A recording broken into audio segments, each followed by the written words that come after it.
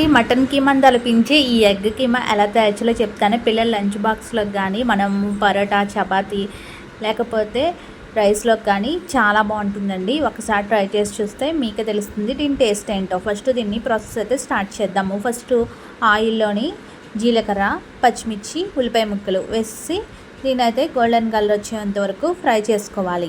తొందరగా వేగడానికి సాల్ట్ కూడా వేసి దీని అంతా బాగా మిక్స్ చేసుకొని మగ్గించుకోవాలి.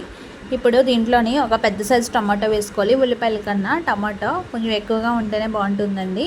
ఇలాగా సమానంగా కానీ లేకపోతే కొంచెం ఎక్కువ కానీ తీసుకుంటే ఈ కూర అయితే చాలా బాగుంటుంది, టమాటా ఎక్కువ వేయడం వల్ల. తర్వాత ఈ రెండు బాగా మగ్గి ఆయిల్ సెపరేట్ అయింది కదండి. ఈ టైంలో మనమైతే కారము, పసుపు, అదేవిధంగా లైట్గా గరం మసాలా పొడి మరీ ఎక్కువ వేయకూడదండి.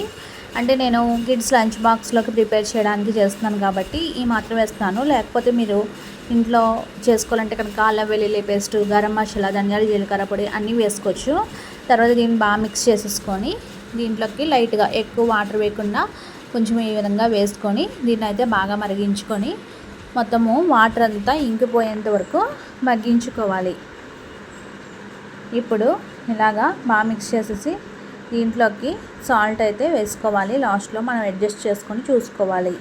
ఇలా వేసేసుకొని దగ్గరకంతా మగ్గి నూనె పైకి వచ్చేంత వరకు దీన్ని ఉడకబెట్టాలి.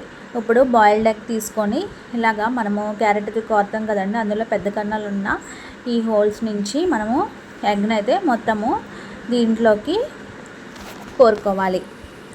ఎల్లోసన్తో పాటు కోరుకోవాలండి.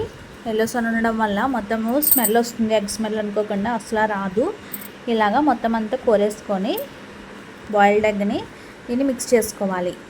మరి ఎక్కువ మిక్స్ చేయకండి, మొత్తం స్మాష్ అయిపోతుంది కాబట్టి లైట్గా మిక్స్ చేసేసి లో ఫ్లేమ్ మీద దీన్ని మగ్గించుకోవాలి. కొంచెం ఆయిల్ పైకి తేలి కొంచెం దగ్గరకు అయ్యాక లాస్ట్లో కొత్తిమీర వేసేసుకొని దీన్ని బాగా మిక్స్ చేసేసుకొని లాస్ట్లో అయితే ఒక టేబుల్ స్పూన్ బటర్ కానీ గీ కానీ వేసుకోండి.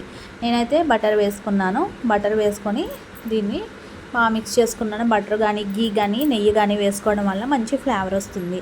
అంతేనండి, ఎగ్ కీమా రెడీ అయిపోయింది. ఇది మటన్ కీమా కన్నా చాలా బాగుంటుందండి. ఒకసారి ట్రై చేయండి. నచ్చితే లైక్ చేసి సబ్స్క్రైబ్ చేయడం మాత్రం మర్చిపోకండి. Thanks for watching.